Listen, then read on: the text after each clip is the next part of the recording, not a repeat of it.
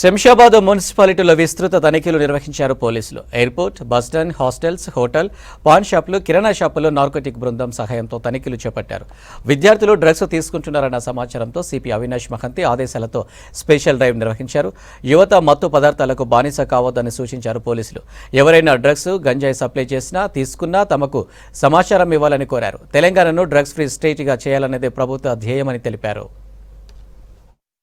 Cyberabad CP గారి ఆదేశాల మేరకు ఎన్ఫోర్స్మెంట్ డ్రైవ్ అనేది స్టార్ట్ చేయడం జరిగింది.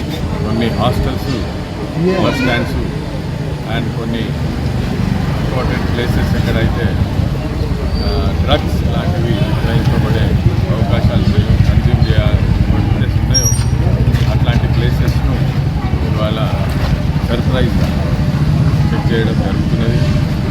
దీంతోపాటు ఇప్పుడు మేము ఫుడ్ పెట్రోలింగ్ చేసుకుంటూ అనుమానాస్పద వ్యక్తులు, బ్యాగులు మరియు పబ్లిక్ ప్లేసెస్ అన్నిట్లలో కూడా హాస్టల్స్, బస్ స్టాండ్స్ అన్ని ప్లేసెస్లో